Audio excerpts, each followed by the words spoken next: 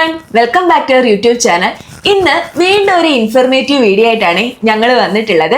ഇവിടെ ജർമ്മനിയിലേക്കൊക്കെ വരാൻ ആഗ്രഹിക്കുന്നവർക്ക് എന്തായാലും അറിയാൻ താല്പര്യമുള്ള ഒരു സബ്ജക്റ്റ് ആയിരിക്കും ഇവിടുത്തെ പാർട്ട് ടൈം ജോബ്സും അതിന്റെ റിക്വയർമെന്റ്സും. എന്തൊക്കെയാണ് ഇവിടുത്തെ മെയിൻ ആയിട്ടുള്ള പാർട്ട് ടൈം ജോബ്സ്, അല്ലെങ്കിൽ കറന്റ് എത്ര പേയ്മെന്റ് ആണ് ഇവിടെ പാർട്ട് ടൈം ജോബ് ചെയ്യുന്നവർക്ക് കിട്ടുന്നത്, പിന്നെ അതിന്റെ റൂൾസ് റെഗുലേഷൻസ് അങ്ങനെയൊക്കെ ഉള്ളത്. അപ്പോൾ ഇന്ന് ഈ വീഡിയോയിൽ നമ്മൾ ഡിസ്കസ് ചെയ്യാൻ പോകുന്നത് അതൊക്കെയാണ്. അപ്പൊ നമുക്ക് വീഡിയോ തുടങ്ങിയാലോ? അപ്പൊ പാർട്ട് ടൈം ബേസിക്കലി ചെയ്യുന്നത് ഇവിടെ സ്റ്റുഡൻസ് ആയിട്ട് വരുന്നവരായിരിക്കും മോസ്റ്റ്ലി നമ്മൾ കണ്ടുവരുന്നത്. പക്ഷെ അത് കൂടാതെ നമുക്കിപ്പം നമ്മൾ നേരത്തെ വീഡിയോസിലൊക്കെ പറഞ്ഞതുപോലെ ഓപ്പർച്യൂണിറ്റി കാർഡ്സിൽ വരുന്ന ആൾക്കാർക്കും ഇവിടെ നമുക്ക് പാർട്ട് ടൈം ഒക്കെ ചെയ്യാം, ഒരു പെർമനന്റ് ജോബ് കിട്ടുന്നത് വരെ. പിന്നെ അതല്ലെങ്കിൽ സ്പൗസസിൽ വരുന്നവർക്കും നമുക്കിവിടെ ജോബ് ഒക്കെ ചെയ്യാം, അതായത് പാർട്ട് ടൈം ജോബ് ചെയ്യാം. അപ്പൊ അതിനൊക്കെ കുഴപ്പമില്ല. പക്ഷെ നമുക്ക് റെസ്ട്രിക്ഷൻസ് ഉണ്ട്, ഇത്ര മണിക്കൂർ ചെയ്യാവൂ എന്നുള്ള റെസ്ട്രിക്ഷൻസ് ഉണ്ട്. നോർമലി ഈ വിസ കാറ്റഗറിക്കൊക്കെയാണ് ഇവിടെ വന്നാൽ പാർട്ട് ടൈം അലൗഡ് ആയിട്ടുള്ളത്. ഇപ്പം EU സിറ്റിസൺസ് ആണെന്നുണ്ടെങ്കിൽ നമുക്ക് എന്ത് ജോലി വേണേലും പാർട്ട് ടൈമോ ഫുൾ ടൈമോ എന്ത് ജോലി വേണേലും ചെയ്യാൻ പറ്റും. നമ്മൾ ഇവിടെ ഒരു നോൺ EU സിറ്റിസൺ ആയിട്ട് വരുന്നത് കൊണ്ട് നമ്മളുടെ ഇവിടെ പാർട്ട് ടൈം ചെയ്യാൻ പറ്റുന്നതിന് കുറച്ച് റെസ്ട്രിക്ഷൻസ് ഒക്കെ ഉണ്ട്. അതായത് ഇത്ര മണിക്കൂറേ ചെയ്യാൻ പറ്റുള്ളൂ, അല്ലെങ്കിൽ ഇതിൽ കൂടുതൽ ചെയ്താൽ നമ്മൾ വേറെ ഓഫീസിനെ ഇൻഫോം ചെയ്യണം, അങ്ങനെയൊക്കെയുള്ളത്. ഇൻ കേസ് നിങ്ങൾ വരുന്നത് EU പെയർ വിസയിലാണെന്നുണ്ടെങ്കിൽ നിങ്ങൾക്ക് ഇവിടെ വന്ന് പാർട്ട് ടൈം ജോബ് അലൗഡ് ആണോ എന്നുള്ളത് നിങ്ങളുടെ വിസയിൽ ചെക്ക് ചെയ്യണം. നോർമലി തോന്നുന്നു EU പെയർ വിസയിൽ വരുന്നവർക്ക് പാർട്ട് ടൈം ചെയ്യണമെന്നുണ്ടെങ്കിൽ ഇവിടുത്തെ ലോക്കൽ അതോറിറ്റി ഇൻഫോം ചെയ്തിട്ട് അവരുടെ ഒരു പെർമിഷൻ വേണ്ടി വരുമായിരിക്കും. അതുപോലെ ഈ ലാംഗ്വേജ് സ്റ്റുഡൻസ് ആയിട്ട് ഉള്ളവർക്കും അവർക്കും പാർട്ട് ടൈം ചെയ്യണമെങ്കിൽ ലോക്കൽ അതോറിറ്റീസിന്റെ അപ്രൂവൽ വേണം. പിന്നെ അതുപോലെ ഇപ്പം നമ്മൾ നേരത്തെ പറഞ്ഞ സ്റ്റുഡന്റ് വിസയിൽ നിൽക്കുന്ന ആൾക്കാർക്ക് അവർക്ക് അലൗഡ് ആണ് പാർട്ട് ടൈം ചെയ്യാൻ, പക്ഷെ ഒരു പെർട്ടിക്കുലർ ടൈം അവേഴ്സ് ഉണ്ട്. അപ്പൊ അതെന്ന് പറഞ്ഞാൽ 20 മണിക്കൂറാണ് നമുക്ക് പറഞ്ഞേക്കുന്നത്. അത് നമുക്ക് 120 ഫുൾ ഡേ നമുക്ക് വർക്ക് ചെയ്യാൻ പറ്റും, അല്ലെങ്കിൽ 240 ഹാഫ് ഡേയ്സ് ആയിട്ട് നമുക്ക് വർക്ക് ചെയ്യാം. നോർമലി പറഞ്ഞാൽ വീക്ക്ലി 20 hours വീക്ക്ലി നമുക്ക് 20 hours വർക്ക് ചെയ്യാം. ശരിക്കും ഇവിടെ 20 hours കൂടുതൽ വർക്ക് ചെയ്യുന്ന ആൾക്കാരും ഉണ്ട്. പക്ഷെ അത് ലീഗലി നമുക്ക് ഇതുപോലെ തന്നെ നേരത്തെ പറഞ്ഞ ലോക്കൽ അതോറിറ്റീസുമായിട്ട് നമ്മൾ പോയി ചോദിക്കണം. അപ്പൊ അവര് ഓക്കെ നമുക്ക് ചെയ്യാം എന്ന് അപ്രൂവൽ തന്നെങ്കിൽ നമുക്ക് വർക്ക് ചെയ്യാൻ പറ്റും. അപ്പൊ നമ്മുടെ കൂടുതൽ ടാക്സും പിടിക്കും. നമ്മൾ അവരെ ഇൻഫോം ചെയ്യാതെ ചെയ്യാന്നുള്ളത് ശരിക്കും ലോയ്ക്ക് അഗൻസ്റ്റ്. നമ്മൾ അങ്ങനെ ചെയ്യാതിരിക്കുന്നതായിരിക്കും നല്ലത്.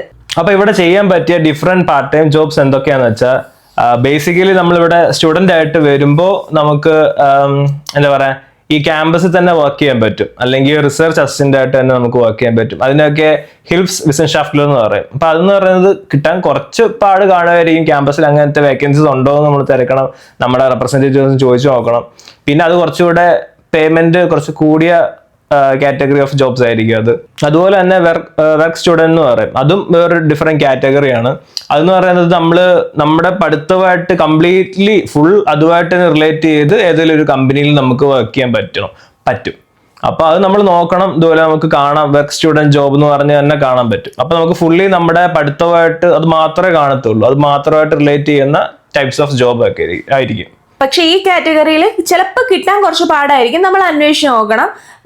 മറ്റുള്ള കാറ്റഗറി പോലെ എളുപ്പം നമുക്ക് ഈ വർക്ക് സ്റ്റുഡന്റ് ആയിട്ടും ഒക്കെ വർക്ക് ചെയ്യാൻ പാടായിരിക്കും.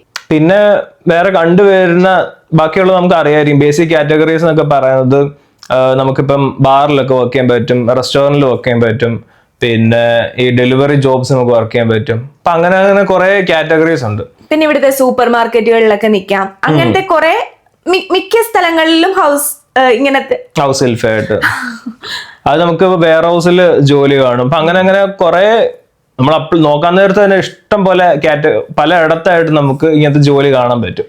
പിന്നെ ഈ ജോലിക്കൊക്കെ കിട്ടാനുള്ള സാധ്യത എന്ന് പറഞ്ഞാൽ നിങ്ങൾ ഏത് സിറ്റിയിലായിട്ടാണ് വരുന്നത് എന്നുള്ളതിനെ ഡിപ്പെൻഡ് ചെയ്തിരിക്കുക.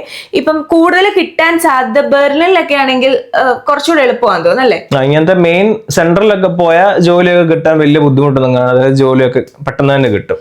ഇങ്ങനെയുള്ള പാർട്ട് ടൈം ജോബ്സിന് പോകുമ്പോൾ കൂടുതലും കുറച്ചെങ്കിലും ഒരു ജർമ്മൻ അറിഞ്ഞിരിക്കുന്നത് എന്തായാലും നല്ലതാണ്. എന്നാൽ ഈ ബെർലിൻ, മ്യൂണിക്ക് പോലുള്ള സിറ്റിയിലൊക്കെയാണ് പോകുന്നതെന്നുണ്ടെങ്കിൽ ഇംഗ്ലീഷ് മാത്രം വെച്ചിട്ടും ജോബ് കിട്ടാൻ നല്ല സാധ്യതയുണ്ട്.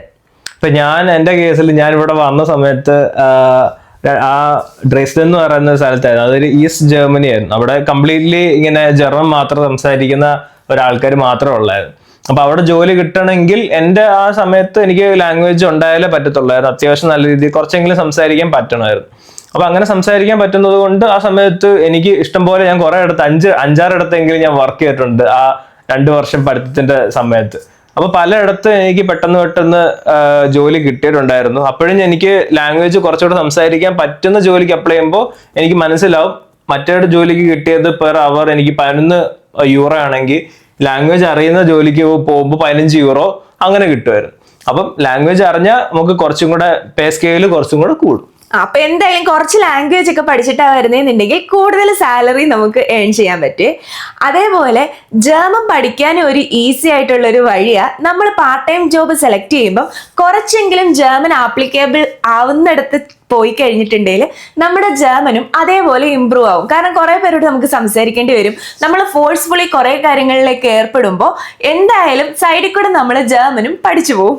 അപ്പൊ നിങ്ങൾ ഇവിടെ സ്റ്റുഡന്റ് ആയിട്ട് വരുന്ന സമയത്ത് നിങ്ങളുടെ യൂണിവേഴ്സിറ്റിയിലെ ക്ലാസ്സസ് പോലെ അത് ഡിപ്പെൻഡ് ചെയ്തിരിക്കും നിങ്ങളുടെ ബാക്കിയുള്ള വർക്കിന്റെ സ്കെഡ്യൂളൊക്കെ.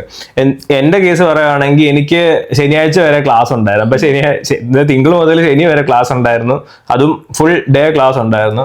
എന്നിട്ട് ഈ ശനിയാഴ്ച വൈകുന്നേരം, അതായത് ഉച്ച വരെ ക്ലാസ് ഉണ്ടായിരുന്നു. അതിന് ശേഷം കിട്ടുന്ന കുറച്ച് ടൈമും ഞായറാഴ്ച കംപ്ലീറ്റ്, അതായത് അങ്ങനെ കൂട്ടിയാൽ പോലും ഞായറാഴ്ച കംപ്ലീറ്റ് 8 മണിക്കൂറും ശനിയാഴ്ച ഉച്ചയ്ക്ക് ശേഷം 4-5 മണിക്കൂറോ അത്ര എന്തോ കിട്ടത്തുള്ളായിരുന്നു. അതായത് മൊത്തം 13-14 മണിക്കൂറോ അല്ലേ എനിക്ക് കിട്ടത്തുള്ളത്. എനിക്ക് ബാക്കി അപ്പോഴും 6 മണിക്കൂർ എൻ്റെ നഷ്ടമായിരുന്നു. അപ്പൊ എനിക്ക് ആ 20 മണിക്കൂർ കംപ്ലീറ്റ്ലി യൂട്ടിലൈസ് ചെയ്യാൻ പറ്റത്തില്ല. അപ്പൊ അത് എനിക്ക് എൻ്റെ പാർട്ട് ടൈമിലൊക്കെ അത് അഫക്റ്റ് ചെയ്തിട്ടുണ്ടായിരുന്നു. കാരണം എനിക്ക് അങ്ങനെ കംപ്ലീറ്റ് ആയിട്ട് ഞാൻ അവരുടെ മണിക്കൂർ എടുത്ത് ചെയ്യാത്തത് കൊണ്ട് എനിക്ക് കോൺട്രാക്ട് എക്സ്റ്റെൻഡ് ചെയ്ത് തന്നിട്ടില്ലായിരുന്നു ചില പാർട്ട് ടൈം ജോബ് ആൾക്കാർ. അപ്പൊ അതൊക്കെ അഡ്വേഴ്സ് ആയിട്ട് അഫക്റ്റ് ചെയ്യാം. അപ്പൊ നിങ്ങൾക്ക് നോക്കണം, നിങ്ങൾക്ക് എങ്ങനെ ആഴ്ചയിൽ ചിലപ്പോൾ ചിലവർക്കൊക്കെ 2-3 ദിവസം ക്ലാസ് കാണത്തുള്ളൂ, ചിലവർക്ക് ഇങ്ങനെ കംപ്ലീറ്റ് ആയിട്ട് ക്ലാസ് കാണും. അപ്പം അത് യൂട്ടിലൈസ് ചെയ്ത് നിങ്ങൾ അതനുസരിച്ച് പ്ലാൻ ചെയ്യാം. അപ്പം നിങ്ങൾക്ക് കുറേ ടൈം ആദ്യമേ ഉണ്ടെങ്കിൽ ജോലി കിട്ടാൻ ചില സമയത്തൊക്കെ പാടായിരിക്കും. അപ്പം കിട്ടിയ സമയത്ത് നമ്മൾ നേരത്തെ പറഞ്ഞായിരുന്നു 120 ഫുൾ ഡേ നമുക്ക് വർക്ക് ചെയ്യാൻ പറ്റും, അല്ലെങ്കിൽ 240 ഹാഫ് ഡേയ്സ് എന്ന് പറഞ്ഞു. അപ്പൊ ആ ഒരു വർഷത്തെ കംപ്ലീറ്റ് അവേഴ്സ് വേണമെങ്കിൽ നിങ്ങൾക്ക് ആദ്യമേ അങ്ങ് യൂസ് ചെയ്യാം. അപ്പൊ പിന്നെ നമുക്ക് ഫ്രീ ആയിട്ടിരിക്കുകയോ അല്ലെങ്കിൽ വേറെ എന്തെങ്കിലും പരിപാടി ഉണ്ടെങ്കിൽ അത് ചെയ്യാം. അപ്പൊ ആ ഒരു അവേഴ്സ് ആദ്യമേ ജോലി കിട്ടിയ സമയത്ത് തന്നെ വേണമെങ്കിൽ അതങ്ങ് യൂട്ടിലൈസ് ചെയ്ത് മാറാം. പിന്നെ ഉള്ളതെന്ന് പറയുന്നത് മിനി ജോബാണ്. മിനി ജോബ് എന്ന് പറയുന്നത് അതൊരു ടാക്സ് ഫ്രീ ആയിട്ട് അല്ലെങ്കിൽ ലോ ടാക്സ് ആയിട്ടുള്ള ഒരു കൈൻഡ് ഓഫ് ജോബാണ്. അതെന്ന് പറയുന്നത് ഒരു റേഞ്ച് ഉണ്ട്. 538 യൂറോ എങ്ങാണ്ട് മന്ത്ലി നമുക്ക് കിട്ടുവാണെങ്കിൽ നമുക്ക് ഓക്കെ ടാക്സ് കൊടുക്കേണ്ട കേസ് വരത്തില്ല. പക്ഷെ അത് കൂടുതൽ നമ്മൾ ഏൺ ചെയ്യുമ്പോൾ നമ്മുടെ ടാക്സ് ഇറങ്ങും. അപ്പൊ ഇതൊക്കെയാണ് ബേസിക്കലി ഇവിടുത്തെ ഒരു പാർട്ട് ടൈം ജോബിന്റെ കാറ്റഗറീസ്.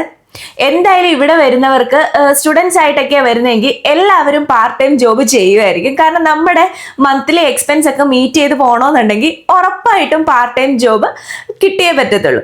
അപ്പൊ അതിനുവേണ്ടി കണ്ടെത്താൻ ചിലർക്ക് ഈസി ആയിട്ട് നടക്കും, ചിലർക്ക് കുറച്ച് പാടായിരിക്കും. അതുകൊണ്ട് നിങ്ങൾ ഇവിടെ വന്നാൽ ഉടനെ തന്നെ ഒരു പാർട്ട് ടൈം ജോബ് നോക്കി തുടങ്ങുന്നതായിരിക്കും നല്ലത്.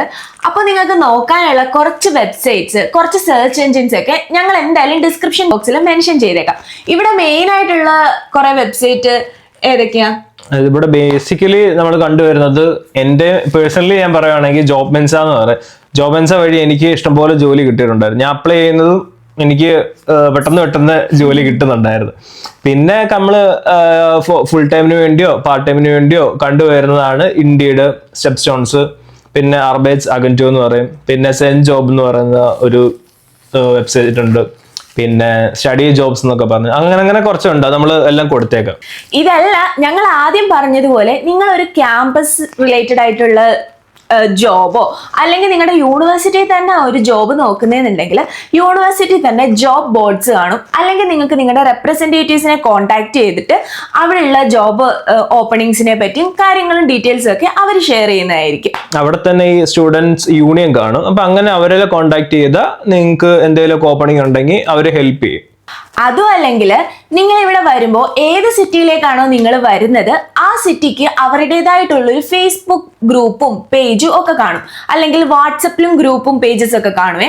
അപ്പം അതിലും തിരക്കി നോക്കിക്കഴിഞ്ഞു കഴിഞ്ഞാൽ എന്തെങ്കിലും പാർട്ട് ടൈം ജോബ്സ് ഒക്കെ അവൈലബിൾ ആണോ എന്ന് അവരും ഷെയർ ചെയ്യുന്നതായിരിക്കും. അപ്പൊ ഈ വഴിയൊക്കെ തന്നെ നിങ്ങൾക്ക് പാർട്ട് ടൈം ജോബ് കണ്ടുപിടിക്കാനായിട്ട് പറ്റും. ഇതൊന്നും അല്ലാതെ തന്നെ ഇവിടെ ഒരുപാട് കൺസൾട്ടൻസീസ് ഉണ്ട്. ഫുൾ ടൈം ആയിക്കോട്ടെ പാർട്ട് ടൈം ജോബ്സ് ആയിക്കോട്ടെ എല്ലാം ശരിയാക്കി കൊടുക്കുന്ന ഒരുപാട് കൺസൾട്ടൻസീസ് ഉണ്ട്.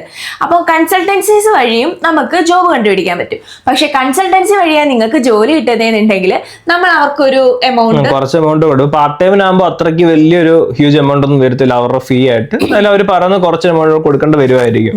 അതെന്ന് പറഞ്ഞാൽ ഇവിടെ പറയും പേഴ്സണൽ ഡീൻസ്ലേസിംഗ് എന്ന് പറയും. ഇപ്പൊ അവര് നിങ്ങൾ നോക്കിയാൽ മതി, ചുമ്മാ നെറ്റിൽ തന്നെ സെർച്ച് ചെയ്ത് നോക്കിയാൽ മതി, ഡിഫറെന്റ് ടൈപ്സ് ഓഫ് പേഴ്സണൽ ഡീൻസ്ലേസിംഗ് എന്ന് പറഞ്ഞ് കൊടുക്കുമ്പോൾ അങ്ങനെ വരും. അല്ലെങ്കിൽ നമ്മൾ കുറച്ച് ആൾക്കാരുടെ ലിസ്റ്റ് കൊടുത്തേക്കാം. അപ്പൊ അവര് ത്രൂ നമുക്കിപ്പോ ഇപ്പോഴാണെങ്കിലോ അല്ലെങ്കിൽ നിങ്ങൾ ഫ്യൂച്ചറിൽ ഫുൾ ടൈം ജോബ് നോക്കുവാണെങ്കിലോ ഇവരെ റിലേ ചെയ്താൽ ഇവര് ഇടനില നിന്ന് കമ്പനിയുമായിട്ട് കോണ്ടാക്ട് ചെയ്ത് നമുക്ക് ജോലി കണ്ടെത്തി തരും. പക്ഷെ ഏറ്റവും നല്ലതെന്ന് നമുക്ക് തോന്നുന്നത് നിങ്ങൾ തന്നെ ഒരു ജോബ് കണ്ടെത്തുക എന്നുള്ളതാണ്. നമ്മൾ കുറച്ച് എമൗണ്ട് എങ്കിലും വെറുതെ മറ്റൊരാൾക്ക് കൊടുക്കേണ്ട ആവശ്യമില്ലല്ലോ. ഈസി ആയിട്ട് ചിലപ്പോൾ നിങ്ങൾക്ക് തന്നെ പാർട്ട് ടൈം ജോബ് കണ്ടെത്താൻ കഴിയുമായിരിക്കും. അതുമല്ലെങ്കിൽ നിങ്ങൾ ഇവിടെ വന്നു കഴിഞ്ഞിട്ട് ജോബ് സെർച്ച് ചെയ്യാൻ തുടങ്ങുമ്പോൾ ഈ വെബ്സൈറ്റ്സും ഈ പറഞ്ഞ കാര്യങ്ങളൊന്നും അല്ലാതെ നിങ്ങളുടെ ഏരിയയിൽ തന്നെ നിങ്ങൾക്ക് പോയി ഓരോ ഷോപ്സിലൊക്കെ ചോദിച്ചു നോക്കാൻ പറ്റും. ചില ആൾക്കാർ, ചെറിയ കടക്കാരും ചെറിയ റെസ്റ്റോറൻറ്റുകാരും അല്ലെങ്കിൽ ചെറിയ ഇൻഡസ്ട്രിയിലുള്ള ആൾക്കാരൊക്കെ ഇതുപോലുള്ള ജോബ് പോർട്ടൽസിലൊന്നും അവരുടെ അഡ്വർടൈസ്മെന്റ് പബ്ലിഷ് ചെയ്യണമെന്നില്ല. അപ്പം ഞങ്ങൾ ഇവിടെ സ്റ്റുട്ട്ഗാർട്ടിലാണ് ഉള്ളത്. അപ്പം ഞങ്ങൾ ഇവിടെ തന്നെ കണ്ടിട്ടുണ്ട് ഒരുപാട് ഷോപ്സിന്റെ ഫ്രണ്ടിലൊക്കെ പാർട്ട് ടൈം ജോബിന് ആളെ വേണം എന്ന് എഴുതി വെച്ചേക്കുന്നത്. അപ്പൊ നിങ്ങൾ വന്നു കഴിയുമ്പോൾ ഇങ്ങനെയുള്ള ഓരോ ഷോപ്സിലൊക്കെ പോയി ചോദിച്ച് എന്തെങ്കിലും വേക്കൻസി ഉണ്ടോ എന്ന് ചോദിച്ചാലും ഈസി ആയിട്ട് ജോബ് കിട്ടും അല്ലേ? അതായത് ബെറ്റർ നിങ്ങൾ എപ്പോഴും ഈ ഓൺലൈൻ പ്ലാറ്റ്ഫോമിൽ റിലേ ചെയ്യാതെ പുറത്തോട്ടൊക്കെ ഇറങ്ങി കടകളിലൊക്കെ പോയി അങ്ങനെ ഡയറക്ട്ലി ഇപ്പോൾ ഓപ്പൺ ആയിട്ട് ചോദിക്കുന്നതുകൊണ്ട് വലിയ കുഴപ്പമൊന്നുമില്ല. അവര് ഒരു തരത്തിൽ നെഗറ്റീവായിട്ട് എടുക്കത്തില്ല. നമ്മൾ നമ്മുടെ ആവശ്യം പോയി അവരോട് ചോദിക്കുന്നു, പറ്റത്തില്ലെങ്കിൽ പറ്റത്തില്ലെന്ന് പറയും, ഉണ്ടെങ്കിൽ ലക്കല്ലേ നമുക്ക്. അപ്പൊ അങ്ങനെ എന്തായാലും ജോലി കിട്ടാൻ നല്ല സാധ്യതയുള്ള ഒരു വഴിയാണ് അത്. അപ്പൊ അതും ആരും മിസ് ചെയ്യണ്ട. അത് നിങ്ങൾക്ക് ഒന്നും പറ്റത്തില്ല, ജോലി കിട്ടിയേ എല്ലായിടത്തും നോക്കി കിട്ടുന്നില്ല എന്നുള്ള ഒരു കേസ് ആകുമ്പോൾ മാത്രം ഈ മറ്റേ കൺസൾട്ടൻസിയെ റിലേ ചെയ്യാൻ നോക്കുക.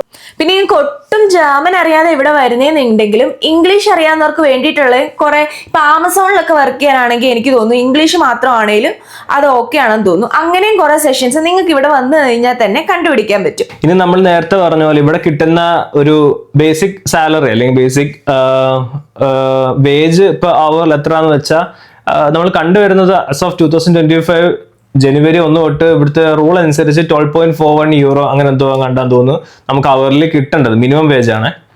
അത് വേരി ചെയ്യുമായിരിക്കാം. ഇപ്പൊ ഞാൻ നേരത്തെ പറഞ്ഞ പോലെ നിങ്ങൾക്ക് ജർമ്മൻ കുറച്ച് അറിയാമെങ്കിൽ ആ ജോബിന് ജർമ്മൻ ഡിമാൻഡ് ചെയ്യുന്നുണ്ടെങ്കിൽ നിങ്ങൾക്ക് ചിലപ്പോൾ കുറച്ചുകൂടെ കൂടുതൽ പൈസ കിട്ടുമായിരിക്കും. അതുപോലെ നിങ്ങൾ ഒരുപാട് പാടുള്ള ജോലിയാണ് ചെയ്യുന്നെങ്കിൽ ചിലപ്പോൾ കൂടുതൽ പൈസ ചിലപ്പോൾ കിട്ടുമായിരിക്കും. അതുപോലെ ഇപ്പം നമ്മൾ നേരത്തെ പറഞ്ഞ വർക്ക് സ്റ്റുഡന്റ് എന്ന് പറയുന്ന അങ്ങനത്തെ ജോബൊക്കെ ചെയ്യുമ്പോൾ അത് കുറച്ചും കൂടി ഡിമാൻഡിങ് ആയിട്ടുള്ള ജോബാണ്. അപ്പൊ അതിലൊക്കെ ചെയ്യുമ്പോൾ നിങ്ങൾക്ക് കുറച്ച് ഹയർ പേയ്മെന്റ് സ്കെയിലായിരിക്കും കിട്ടുന്നത്. അതായത് 15 തൊട്ട് 25 യൂറോ ആ ഒരു റേഞ്ചിലൊക്കെ ആയിരിക്കും ചിലപ്പം ഇപ്പോൾ അവറിൽ കിട്ടുന്നത്. പിന്നെ ഇപ്പൊ നമ്മൾ നേരത്തെ പറഞ്ഞ മിനി ജോബിനും ആ ഒരു റേറ്റ് ഉണ്ട്, ആ ഒരു റേഞ്ച് ഉണ്ട്. 538 യൂറോ എന്ന് പറയുന്ന ആ റേഞ്ച് അതിനകത്ത് നമ്മൾ നിൽക്കണം. അത് ടാക്സ് ഫ്രീ ആയിട്ട് നമുക്ക് കിട്ടും. അതല്ല അതിന്റെ അപ്പുറത്തോട്ട് വർക്ക് ചെയ്യുവാണെങ്കിൽ നമ്മുടെ കയ്യിൽ നിന്ന് ടാക്സ് ഡിഡക്ട് ചെയ്യും. അപ്പൊ നമ്മൾ പാർട്ട് ടൈം ഒക്കെ ചെയ്ത് ഏകദേശം ഈ പറഞ്ഞ പോലെ വീക്ക്ലി 20 hours ഒക്കെ ചെയ്ത് പൈസ ഉണ്ടാക്കി കഴിഞ്ഞു കഴിഞ്ഞാൽ നമ്മുടെ മന്ത്ലി എക്സ്പെൻസ് നമുക്ക് അങ്ങനെ തന്നെ നോക്കാൻ പറ്റും. അപ്പൊ നമ്മൾ പാർട്ട് ടൈം ജോബിന് വേണ്ടി അപ്ലൈ ചെയ്യാൻ നേരത്തെ ചില എംപ്ലോയേഴ്സ് ചിലപ്പോൾ നമ്മുടെ അടുത്ത് കുറെ ഡോക്യുമെന്റ്സ് ചോദിച്ചേക്കാം. അത് ബേസിക്കലി നമ്മുടെ കയ്യിലുള്ള ഡോക്യുമെന്റ്സ് ഒക്കെ തന്നെ ആയിരിക്കില്ല, ഒന്നും ഇല്ലാതായിട്ട് വരത്തില്ല. അതൊന്ന് വാലിഡ് ആയിട്ടുള്ള നമ്മുടെ ഇവിടുത്തെ RP, പിന്നെ നമ്മൾ സ്റ്റുഡൻ്റ് ആയിട്ട് വരുന്നവർക്ക് ഇവിടുത്തെ യൂണിവേഴ്സിറ്റിയിൽ എൻറോൾ ചെയ്ത എൻറോൾമെന്റ് സർട്ടിഫിക്കറ്റ് ആയിരിക്കാം. പിന്നെ ഇവിടുത്തെ ടാക്സ് ID, നമ്മളിവിടെ നേരത്തെ വീഡിയോസിലൊക്കെ നമ്മൾ പറഞ്ഞിട്ടുണ്ടായിരുന്നു, ഇവിടെ വന്ന് നമ്മൾ അൺമെൽഡും ചെയ്തില്ലേ, ഇപ്പൊ സിറ്റി രജിസ്ട്രേഷൻ ചെയ്ത് കഴിയുമ്പോൾ നമുക്ക് കിട്ടുന്ന പേപ്പർ അതൊക്കെ അത് നമ്മൾ കളയാതെ സൂക്ഷിച്ചു വെക്കണം.